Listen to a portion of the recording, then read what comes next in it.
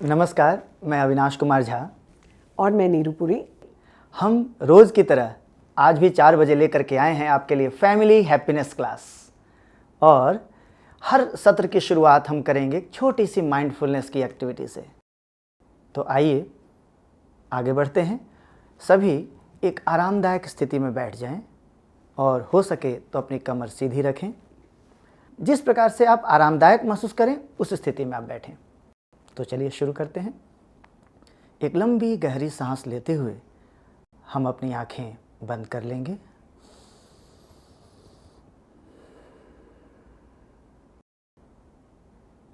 यदि आपको अपनी आंखें बंद करने में असहज महसूस हो रहा हो तो आप अपनी आंखें खुली रखते हुए नीचे की ओर भी देख सकते हैं।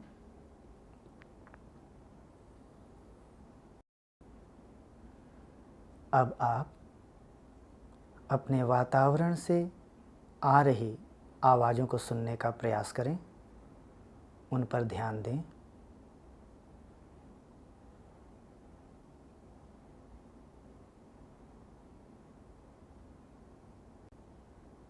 ध्यान दें कौन सी आवाज़ें आ रही हैं, किस ओर से आ रही हैं।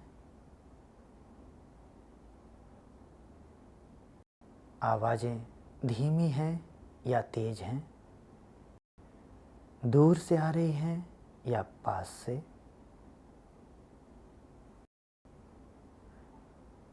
लगातार या रुक रुक कर।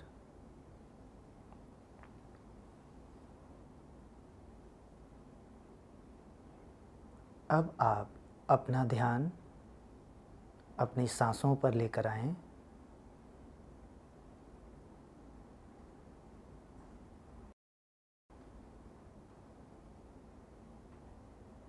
सांस का आना, सांस का जाना महसूस करें। सामान्य रूप से सांस लेते रहें।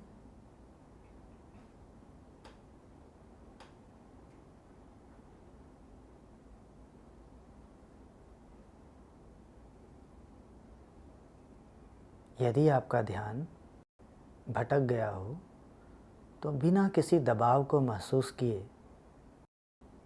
उसे वापस अपनी सांसों पर लेकर आएं।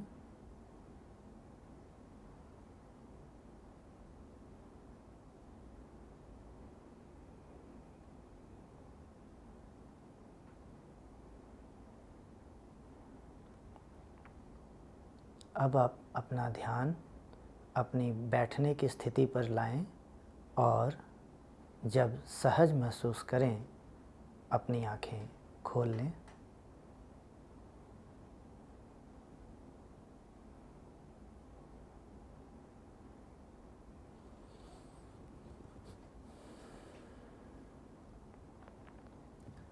तो चलिए अपने सत्र को आगे बढ़ाते हैं और बढ़ते हैं कहानी की तरफ। तो अविनाश जी, कौन सी कहानी लाए हैं आज आप? ये भी एक छोटी सी कहानी है, रोज़मर्रा की ज़िंदगी में घटने वाली घटनाओं पर आधारित। तो कहानी सुनते हैं। सोहन के पिता का अचानक देहांत हो गया और घर में आर्थिक दिक्कतें आई, पैसों की दिक्कत आई। तो सोहन की माँ ने कहा, बेटा ये जो घर में एक सोने का हार है यही एकमात्र निशानी बची है और घर की जो ज़रूरतें हैं उसे पूरा करने के लिए इसे अपने चाचा जी की दुकान पर बेच आओ। चाचा जी उसके जौहरी थे। तो सोहन हार लेकर के चाचा जी के दुकान पर पहुंचा। जब वहां पहुंचा और चाचा जी के सामने अपनी बात रखी कि चाचा जी इस हार को रख लीजिए और इसके जो पैसे बनते हैं मुझे दे दीजिए। चाचा जी ने कहा कि देखो सोहन, अभी तो बाज़ार मंदा है तो इसकी कोई ख़ास कीमत तो तुम्हें मिल नहीं पाएगी। तो एक काम करो, ये हार तुम अपने पास रखो, मेरे पास कुछ काम करने के लिए जुड़ जाओ। यानी मेरे यहाँ जो मुझे भी एक सहायक चाहिए, मुझे एक हेल्पर चाहिए ही, और एक भरोसेमंद व्यक्ति तुम जैसा मिल जाए मुझे तो इससे बढ़िया बात क्या होगी। तो सोहन ने उस दिन से उनके यहाँ काम करना शुरू कर दिया। कुछ दिन बीते, महीना बीता, सोहन ने काम करना सीख लिया था और मन लगा करके चाचा जी की मदद किया करता। चाचा जी ने एक दिन कहा, ऐसा है सोहन, अब वो हार ले आओ, मार्केट थोड़ा ठीक हो चुका है तो कर लेते हैं वो काम भी, तुम्हें पैसे कुछ दे देते हैं उसके बदले। सोहन घर पहुंचा, उसने हार निकाला। जैसे ही उसने हार निकाला, हार देखते ही अचंभित हो गया,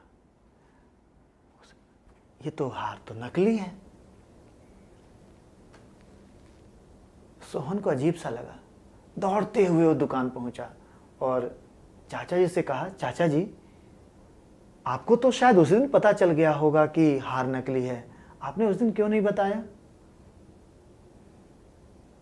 चाचा ने कहा, देखो यदि मैं उस दिन कह देता ना तो शायद तुम ये समझते कि आज हम पर मुसीबत है और चाचा जी हमारी मदद करना नहीं चाहते। तो अब तो तुम खुद ही पारखी हो गए हो और समझ गए। सोहन को बड़ा ही अच्छा लगा, बड़ी राहत मिली कि ऐसे चाचा जी उससे मिले थे। तो खैर बढ़ते हैं आगे और कुछ प्रश्नों को लेते हैं। ये तो सोहन की ज़िंदगी की कहानी थी। हमारे ज़िंदगी में क्या क्या कहानियाँ घट रही होती हैं, कौन कौन सी बातें हो रही होती हैं, उसे टटोलते हैं, उसे देखते हैं, है ना जी। तो आप भी तैयार हैं अगले प्रश्न के लिए और आप भी तैयार हैं जी? चलिए तो कोशिश करेंगे। हाँ, बस वही कोशिश ही करना है। यहाँ कोई ऐसी बात नहीं है कि हर सवाल का जवाब हमारे पास हो ही, और ऐसी भी कोई बात नहीं है कि हर सवाल का जवाब देना ही है जी।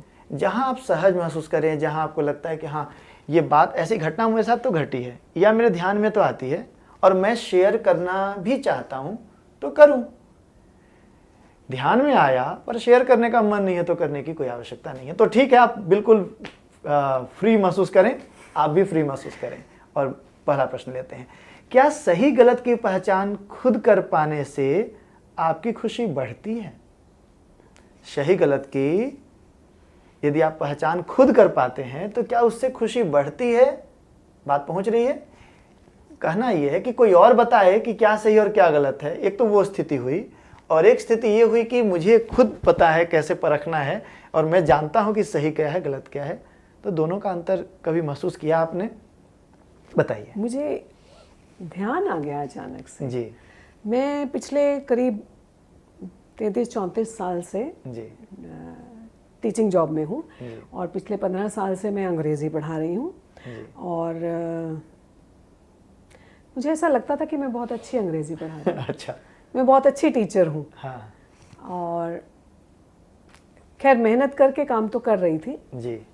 लेकिन अब मुझे ऐसा लगता है जब से मैं पिछले 4 साल से मेंटरशिप में प्रोग्राम में आई और बहुत सारी ट्रेनिंग्स हमने ली, तब मैंने अपने आप को इस चीज़ को देखने की कोशिश की कि जो मैं कर रही थी वो काफ़ी नहीं था एक्चुअली, और बहुत जगह कमी थी।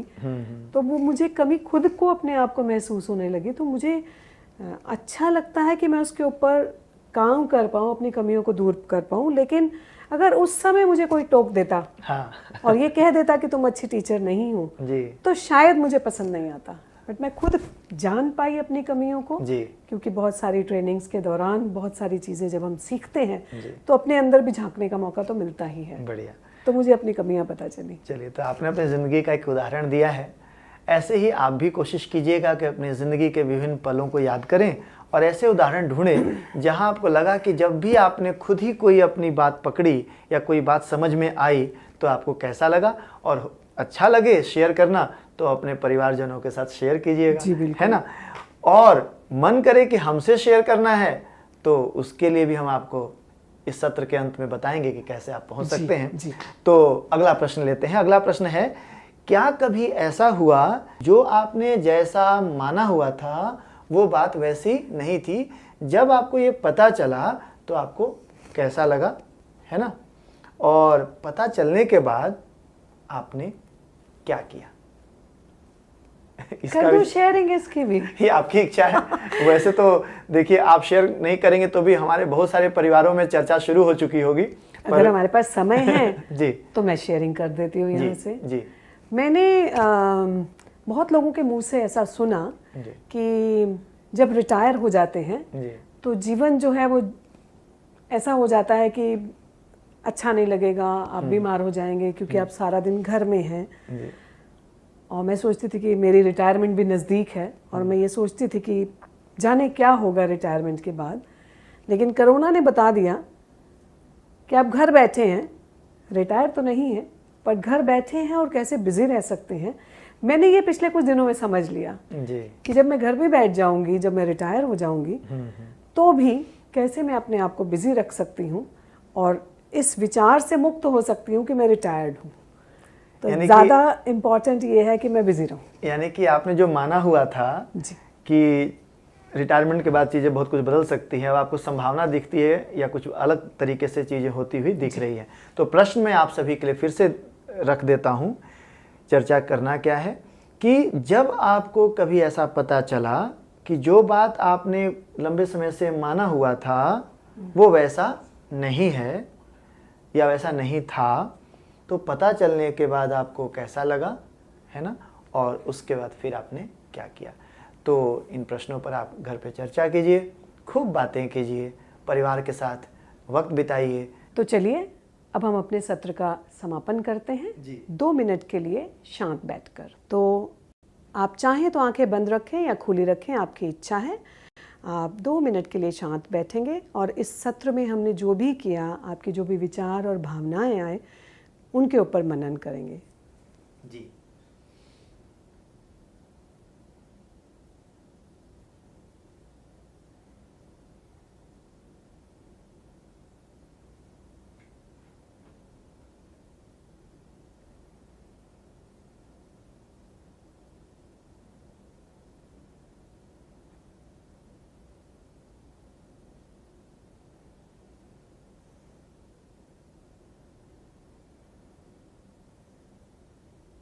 जाने से पहले आपको याद दिला दें कि जो भी आपके अनुभव हैं, यदि आप हमसे साझा करना चाहते हैं तो हैप्पीनेस दिल्ली के फेसबुक और ट्विटर अकाउंट पर जाकर के हमें बता सकते हैं।